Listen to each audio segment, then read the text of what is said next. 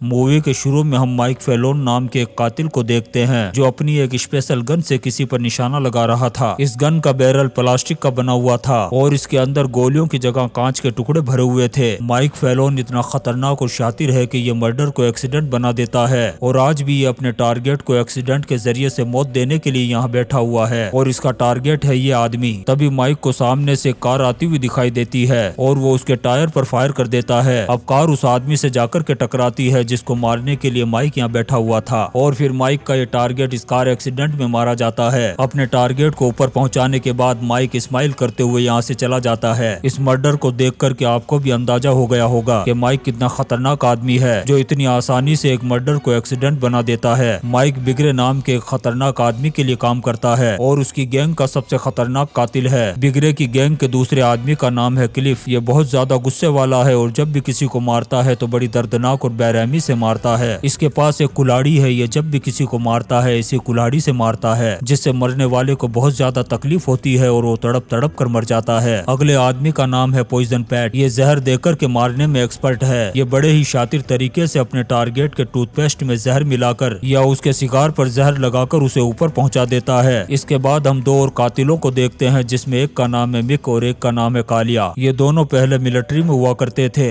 ये judo, karate और taekwondo के मास्टर हैं। ये जब भी किसी का कत्ल करते हैं तो वो मर्डर नहीं बल्कि चोरों का काम लगता है, इसलिए पुलिस वाले इनके केस को कभी भी सोल्व नहीं कर पाते। इसके बाद हम इन्हीं की गैंग के खतरनाक कातिल को देखते हैं जो एक लड़की है और इसका नाम है जैन। इसके हाथ में जब तलवार आ जाती है तो इसके पास जाना मुश्किल ही नहीं नामुमकिन है। ये एक ही झटके में अपने टारगेट को ऊपर पहुंचा देती है। इनकी गैंग के आखिरी आदमी का नाम है फिनिकी फ्रेड। ये अजीब और गरीब आविष्कार करने में माहिर है। एक बार इसने अपनी बनाई हुई गैस से एक पूरी गैंग का ही खात्मा कर दिया था। इस गैंग का लीडर और इस क्लब का मालिक बिगरे भी अपने जमाने का एक बहुत ही खतरनाक कातिल था, लेकिन अब वो रिटायर्ड हो चुका है। बिगरे ने रिटायर्ड होने के बाद इस क्लब को और इस गैंग को बनाया था। इस क्लब को चलाने में बिगरे का साथ देने वाले आदमी का नाम है मिल्टन। मिल्टन बाहर से कॉन्ट्रैक्ट लाता है और इन कातिलों को लोगों को ऊपर पहुंचाने का काम देता है। पैसों का लेन देन भी मिल्टन ही करता है। ये अपने हिस्से के 15% रख लेता है और बाकी के इन खतरनाक कातिलों को बांट देता है। अब इस गैंग का सबसे खतरनाक कातिल माइक फेलोन है। एक बार माइक को एक शराबी आदमी को ऊपर पहुंचाने का काम दिया गया और वो शराबी फुल शराब के नशे में जब अपने घर आया तो उसे नहीं पता था कि माइक किसी घर में छुपा हुआ है। वो आदमी अंदर आकर अपनी घड़ी को देखता है जो ऊपर रखी हुई थी। अब वो उसको उतारने के लिए जैसे ही एक स्टूल पर खड़ा होता है तभी पीछे से माइक आ जाता है और एक तार से उसके गले को दबा देता है जिससे उस आदमी का काम तमाम हो जाता है। माइक ने इस आदमी को मारने का तरीका पहले ही सोच लिया था ताकि सबको यही लगे कि इस आदमी ने सुसाइड किया है। यहाँ हमें पता चलता है कि माइक को अच्छे और बुरे इंसान से कोई भी लेना देना नहीं है। उसको तो सिर्फ पैसा चाहिए और वो पैसों के लिए कुछ भी कर सकता है। अब सबूत के तौर पर उसने वहाँ पर एक फोटो खींची और वापस आ गया। इसके बाद माइक को एक रॉकमैन को ऊपर पहुँचाने का कॉन्ट्रैक्ट मिला जिसके लिए वो ऑडियंस बनकर के उसके शो में गया। उसने पूरे शो को एंजॉय करने के बाद एक खुली हुई पावर सप्लाई पर पानी डाल दिया जिससे परफॉर्म करने वाले सभी मेंबर्स को जबरदस्त करंट लग गया क्योंकि वो सभी इलेक्ट्रिक इक्विपमेंट यूज कर रहे थे और इस तरीके से वो पूरा बैंड इस दुनिया से दूसरी दुनिया के लिए रवाना हो गया। माइक अपने मिशन को कंप्लीट करने के बाद अपने स्ट्रेस को कम करने के लिए हमेशा एक बार में जाता है। अब इस बार वो एक पब में आता है और सिक्योरिटी गार्ड को कुछ पैसे देकर कहीं और जाकर एंजॉय करने के लिए कहता है। अब वो जैसे ही उस पब के अंदर जाता है तो कुछ गुंडों को देखता है जो एक लड़की को छेड़ रहे थे। ये देख करके माइक उनकी धुलाई करना शुरू कर देता है। वो गुंडे भी माइक पर अटैक करने की कोशिश करते हैं लेकिन माइक के सामने कोई कैसे टिक सकता था। माइक उनको मार मार कर ढोल बना देता है। यहाँ हमें पता चलता है कि माइक एक हिटमैन ही नहीं बल्कि एक खतरनाक फाइटर भी है। अब कहानी फ्लैशबैक में जाती है और हम माइक को टीनेज में देखते हैं जहाँ पर माइक न्यूज़पेपर बेचकर कुछ पैसे कमाता था और कुछ बदमाश लड़के रोजाना उससे वो पैसे छीन लेते थे। एक बार उसने एक आदमी को एक घर में घुसते हुए देखा जिसके पास एक गैस सिलेंडर था लेकिन वो किसी गैस कंपनी का आदमी नहीं था। उस आदमी के अंदर जाने के बाद उस घर में एक जबरदस्त धमाका हो जाता है लेकिन वो आदमी उस घर से ऐसे बाहर निकला जैसे कुछ हुआ ही नहीं था। ये देख करके माइक काफी हैरान हो गया और उस आदमी को फॉलो करने लगा। काफी दिनों तक फॉलो करने के बाद माइक को पता चला कि यह आदमी एक खतरनाक कातिल है जो पैसों के लिए लोगों का कत्ल करता है और लोगों को इस तरीके से मारता है कि वो कत्ल नहीं बल्कि हादसा लगे। वो आदमी कोई और नहीं बल्कि बिगरे था। माइक ने भी बड़ी ही चालाकी से बिगरे के सारे कारनामों के वीडियो शूट कर लिए थे। माइक ने बिगरे को वो वीडियो दिखा करके कहा कि मुझे भी ये सब कुछ सीखना है क्योंकि मैं भी उन लड़कों का इसी तरीके से कत्ल करना चाहता हूँ ताकि लोगों को वो एक हादसा लगे और मुझे जेल ना जाना पड़े। माइक के इस शातिर दिमाग को देखकर बिगरे भी समझ गया कि ये बहुत ही टैलेंटेड लड़का है। अब उसने माइक को कत्ल होल्ड करने की ट्रेनिंग देना शुरू कर दी और उसे ये भी सिखाया कि अगर तुम इस तरीके से मारोगे तो वो कत्ल नहीं बल्कि एक्सीडेंट लगेगा और तुम्हें कोई भी नहीं पकड़ पाएगा। अब ये सब कुछ सीखने के बाद माइक एक बुली लड़के के घर पर गया। उस वक्त वो लड़का घर पर नहीं था। तब माइक ने एक करेंसी नोट उसके टीवी एंटीने पर लगा दिया और उसके रूम में आकर के छुप गया। अब वो लड़का जब घर आया तो उसने अपने एंटीने पर उस नोट को देखा और उसको लेने के लिए जैसे ही वो ड्रिल पर चढ़ा, माइक ने पीछे से आकर उसे धक्का दे दिया जिससे नीचे गिरने से उसकी मौत हो गई। ये करने के बाद माइक बहुत ज्यादा खुश हो गया, लेकिन बिगरे नीचे से माइक का वीडियो शूट कर रहा था। फिर उसने माइक को कहा कि तुम्हें अभी और सीखने की जरूरत है। फिर बिगरे ने उसे गन चलाने के साथ साथ और भी बहुत कुछ सिखाया और धीरे धीरे माइक सब कुछ सीख गया। अब माइक ने लोगों को एक्सीडेंट के तरीके से मारना शुरू कर दिया और उसे ऐसा करने में बहुत ही ज्यादा मजा आ रहा था। कई महीनों की ट्रेनिंग और बहुत सारे लोगों को ऊपर पहुंचाने के बाद माइक बिगरे की ऑर्गेनाइजेशन का सबसे खतरनाक कातिल बन गया। इसके बाद हम देखते हैं कि मिल्टन नाम के एक आदमी ने माइक को रूड नाम के एक अकाउंटेंट को ऊपर पहुंचाने का कॉन्ट्रैक्ट दिया। इसके लिए माइक को डबल पैसे भी मिलने वाले थे और क्लाइंट को भी अपने दुश्मन को ऊपर पहुंचाने की बहुत ज्यादा जल्दी थी। अब माइक ने अपने टारगेट को मारने के लिए अपनी गन में गोलियों की जगह कांच के टुकड़े भरे और निशाना लगाकर रूड और सामने से आ रही कार को देखने लगा। वो कार के सही जगह पर आने का इंतजार कर रहा था। अब जैसे ही कार उस जगह पर पहुंची उसने कार के टायर पर फायर कर दिया जिससे कार का बैलेंस बिगड़ा और वो रूड से जाकर के टकरा गई। रूड का खात्मा होने के बाद माइक स्माइल करता हुआ वहाँ से निकल गया। यही सीन हमने मूवी के शुरू में देखा था। फिर उसी रात मिल्टन माइक को एक एड्रेस देता है और कहता है वहाँ जाकर क्लाइंट से रूड को मारने का पेमेंट ले लो। अब माइक जब उस एड्रेस पर पहुंचता है तो एक आदमी उस पर अंधाधुंध गोलियां चलाकर हमला कर देता है, लेकिन माइक एक जगह पर छुप जाता है और उस आदमी की गोलियां खत्म हो जाती है। अब वो आदमी यहाँ से भागने की कोशिश करता है लेकिन माइक बाहर निकलकर उसे पकड़ लेता है और उसकी अच्छी तरह से धुलाई करने के बाद उसका काम तमाम कर देता है। तभी माइक के पास चार्ली नाम की एक लड़की का कॉल आता है। वो उसे बताती है कि तुम्हारी गर्लफ्रेंड बेथ की मौत हो गई है। फिर माइक बेथ के फ्यूनरल में पहुंचता है। वहाँ पर उसे चार्ली मिलती है। चार्ली उसे बताती है कि बेथ के घर में 2 चोर घुस आए थे और उनसे लड़ते हुए चार्ली की मौत हो गई। चार्ली उसे ये भी बताती है कि बेथ प्रेग्नेंट थी और उसके पेट में तुम्हारा बच्चा था। फिर माइक पता करने के लिए बेथ के अपार्टमेंट में जाता है और वहाँ की हालत को देखकर ये अंदाजा लगा लेता है कि ये एक प्लांट मर्डर है। फिर माइक कांटेक्ट करके पुलिस की इन्वेस्टिगेशन फाइल को मंगवाता है। जब वो उस फाइल को देखता है तो उसे पता चलता है कि बेथ के खून में स्लीपिंग पिल्स का केमिकल पाया गया था। उस फाइल में ये भी लिखा हुआ था कि बेथ को एक फोबिया है जिसकी वजह से वो कोई ट्रीटमेंट ले रही थी। अब माइक सोचता है कि ये एक प्लांट मर्डर है और सेटिंग ऐसी की गई है कि ये एक हादसा लगे और जानबूझकर 2 ड्रग्स एडिक्ट के फिंगरप्रिंट्स भी छोड़ दिए गए हैं ताकि पुलिस को ये चोरों का काम लगे। अब माइक को मिक और काले पर डाउट हो जाता है क्योंकि वो जानता है कि ऐसा काम सिर्फ वही कर सकते हैं। जब माइक उनके पास पहुंचकर इस बारे में पूछता है तब वो इस बात को मान लेते हैं कि बेथ का खून उन दोनों ने ही किया है। यहाँ कालिया माइक से कहता है कि तू पैसों के लिए कुछ भी कर सकता है तो क्या हम नहीं कर सकते, और बेथ से तो तेरा ब्रेकअप हो चुका था इसलिए तुझे उसकी इतनी फिक्र क्यों हो रही है। वो माइक से कहते हैं कि टेंशन नहीं लो और चुपचाप घर जाकर के आराम करो, लेकिन माइक बहुत ज्यादा गुस्से में था। वो इन दोनों पर हमला कर देता है, लेकिन मिक और कालिया ये जूडो, कराटे और ताइक्वांडो के मास्टर थे इसलिए ये माइक पर भारी पड़ जाते हैं। लेकिन थोड़ी देर बाद माइक अपनी फाइट की स्किल्स को यूज करता है और इन दोनों की अच्छी तरह से धुलाई कर देता है। फिर माइक इनको अधमरा करने के बाद चार्ली के पास जाता है और उसे कहता है कि बेथ का कत्ल हुआ है। फिर वो चार्ली से बेथ की इंफॉर्मेशन मांगता है। तब चार्ली उसे एक हार्ड ड्राइव के बारे में बताती है और कहती है कि वो उसके पेरेंट्स के घर में है और उसमें बेथ की सारी इंफॉर्मेशन है। तभी यहाँ पर क्लिफ कुल्हाड़ी लेकर के आ जाता है और वो चार्ली पर कुल्हाड़ी से अंधाधुंध वार करने की कोशिश करता है। इससे लगता है कि इसे चार्ली को मारने का कॉन्ट्रैक्ट दिया गया था। वो चार्ली को मारने के लिए पागलों की तरह अंधाधुंध कुल्हाड़ी चला रहा था। तभी चार्ली मौका देखकर उसके कांधे में चाकू घुसा देती है। क्लिफ चार्ली को धक्का दे देता है और अपने कांधे से चाकू निकालकर माइक पर अटैक कर देता है। अब माइक जैसे ही उसको धक्का देता है क्लिफ अपनी ही कुल्हाड़ी पर जाकर के गिर जाता है और वो कुल्हाड़ी उसकी पीठ में घुस जाती है। अब मरते हुए क्लिफ माइक से कहता है कि मुझे मिल्टन ने चार्ली को मारने का कॉन्ट्रैक्ट दिया था। यहाँ से माइक चार्ली को बेथ की हार्ड ड्राइव लेने के लिए उसके पेरेंट्स के घर भेज देता है और खुद मिल्टन के पास पहुंचकर उससे पूछता है कि बेथ और चार्ली को मारने का कॉन्ट्रैक्ट किसने दिया था। तब मिल्टन कहता है कि केट नाम के एक अकाउंटेंट ने उसे ये कॉन्ट्रैक्ट दिया था। अब माइक चार्ली से जाकर के मिलता है और चार्ली ने भी वो हार्ड ड्राइव बेथ के पेरेंट्स से ले ली थी। चार्ली माइक को बताती है कि बेथ ने एक वैनकेप नाम की भ्रष्ट ऑयल कंपनी की इंफॉर्मेशन कलेक्ट कर ली थी। गवर्नमेंट ने उस कंपनी को समुद्र में डीलिंग करने की परमिशन नहीं दी थी, मगर कंपनी के डायरेक्टर ने गवर्नमेंट को बहुत बड़ी रकम रिश्वत के तौर पर देकर परमिशन ले ली थी और बेथ को ये इंफॉर्मेशन अकाउंटेंट रूट के जरिए से मिली थी। इसलिए कंपनी का डायरेक्टर रूट को भी ऊपर पहुंचाना चाहता था और उसने केट के जरिए मिल्टन को ये कॉन्ट्रैक्ट दिया था और मिल्टन के कहने पर ही माइक ने रूट का काम तमाम किया था। अब माइक लियोनार्ड के पास पहुंचता है और उसे जान से मारने की धमकी धमकी देकर केट की हुई रिकॉर्डिंग ले लेता है। तभी अचानक से मिक और कालिया आकर माइक पर अटैक कर देते हैं, क्योंकि बिगरे ने माइक को ऊपर पहुंचाने के लिए इन दोनों को यहाँ पर भेजा है, क्योंकि अब माइक बिगरे के लिए खतरा बन रहा था। अब ये दोनों यहाँ आकर माइक पर अंधाधुंध गोलियां चलाते हैं। तभी मिक एक ग्रेनेड माइक की तरफ फेंकता है, लेकिन माइक उस ग्रेनेड को एक किक मारता है, जिससे वो दूर जाकर के फट जाता है। ये देख कर के मिक और कालिया दोनों शॉक्ड हो जाते हैं। मौका देखकर माइक मिक की गन को छीनने की कोशिश करता है। तभी कालिया उस पर अंधाधुंध गोलियां चलाता है, जिससे मिक मारा जाता है। फिर माइक कालिया पर फायर एक्सटिंग्विशर का स्प्रे करता है और उसे धक्के देकर बाहर पहुंचा देता है। तभी यहाँ पर पॉइजन पीटर पीछे से आकर माइक के ऊपर चिपक जाता है और उसके नाक पर पॉइजन का रुमाल रख देता है, लेकिन माइक को उसके हर तरीके पता थे, इसलिए वो थोड़ी देर सांस ही नहीं लेता है। फिर पॉइजन पीट माइक पर चाकू से हमला कर देता है, लेकिन माइक वो चाकू छीनकर उसी पर वार कर देता है और सीढ़ियों से नीचे गिरा देता है। तभी यहाँ पर फ्रेड भी आ जाता है। माइक उसे एक ही शॉट में ऊपर पहुंचा देता है, फिर उसके पॉकेट से पॉइजन वाला बैंडेड निकालता है और चला जाता है। अब माइक यहाँ से वैनकेप कंपनी में जाता है, जहाँ पर उसे जैन मिलती है, जो कटाना स्पेशलिस्ट है और तलवार चलाने में माहिर है। बिगरे ने वैनकेप कंपनी के डायरेक्टर की सिक्योरिटी के लिए जैन को यहाँ पर भेजा है। अब यहाँ पर माइक और जैन के बीच जबरदस्त फाइट हो जाती है। जैन भी माइक की तरह एक खतरनाक फाइटर है, वो माइक पर भारी पड़ जाती है, लेकिन माइक के सामने कोई भी नहीं टिक सकता था। माइक उसे एक जबरदस्त लात मारता है, जिससे वो बाहर जाकर के गिरती है। तभी वैनकेप का डायरेक्टर जैन को एक तलवार पकड़ा देता है। अब वो माइक पर अंधाधुंध तलवार के वार करती है। माइक पहले तो एक लैंप के जरिए से उसे रोकने की कोशिश करता है, फिर एक ब्रीफकेस से उसके वार को रोकने की कोशिश करता है, लेकिन उस ब्रीफकेस के भी दो टुकड़े हो जाते हैं। जैन को तो कुछ दिखाई नहीं दे रहा था, वो तो बस पागलों की तरह तलवार चलाई जा रही थी। तभी वो तलवार चलाने में एक गलती करती है। इसका फायदा उठाकर माइक उसकी तलवार छीन लेता है और उसी के पेट में घुसा देता है। अब माइक डायरेक्टर का काम तमाम करने के लिए उसके पास जाता है। डायरेक्टर माइक को पैसों का लालच देने की कोशिश करता है, लेकिन माइक उसकी एक बात नहीं सुनता और उसकी गर्दन पर तलवार का एक जबरदस्त वार कर देता है, जिससे एक ही झटके में उसका असर उसके धड़ से अलग हो जाता है। अब माइक बिगरे के पास जाता है और वो रिकॉर्डिंग प्ले कर देता है। यहाँ हमें पता चलता है कि कंपनी डायरेक्टर के कहने पर केट ने मिल्टन को 3 लोगों को ऊपर पहुंचाने का कॉन्ट्रैक्ट दिया था, जिसमें एक रूट था और दूसरी माइक की गर्लफ्रेंड बेथ और तीसरी चार्ली। फिर उसने माइक को भी ऊपर पहुंचाने का कॉन्ट्रैक्ट दे दिया था और इसके बदले में उसे 3 गुना पैसे मिलने वाले थे। फिर मिल्टन ने बड़ी ही चालाकी से माइक के जरिए रूट का खून करवा दिया, लेकिन वो ये भी जानता था कि माइक अपनी गर्लफ्रेंड बेथ का खून कभी नहीं करेगा, इसलिए उसने माइक को मारने का काम किसी और को दे दिया और बेथ और चार्ली को मारने का किसी और को। अब यहाँ पर सारे राज फांस होने के बाद बिगरे मिल्टन की धुलाई करना शुरू कर देता है। अब माइक मिल्टन से हमदर्दी जताने के बहाने वो पॉइजन वाला बैंडेड उसे दे देता है। मिल्टन उस बैंडेड को अपने जख्म पर लगा लेता है और थोड़ी देर में मिल्टन का भी टिकट कट जाता है। यहाँ पर बिगरे को भी पता चल चुका था कि ये सब कुछ किया धरा मिल्टन का था। वो माइक पर भी गुस्सा करता है और कहता है कि तेरी वजह से मेरे सारे बिजनेस की ऐसी की तैसी हो गई, लेकिन बिगरे माइक को मारता नहीं बल्कि उसे जाने देता है और कहता है कि आज के बाद अपनी शक्ल मुझे मत दिखाना। और इसी सीन के साथ ये शानदार मूवी एक्सीडेंट मैन खत्म हो जाती है। दोस्तों, हम आपके लिए ऐसी ही इंटरेस्टिंग मूवीज एक्सप्लेन करते रहेंगे, तो आप चैनल को सब्सक्राइब जरूर करें और लाइक और कमेंट्स भी करें। Thank you.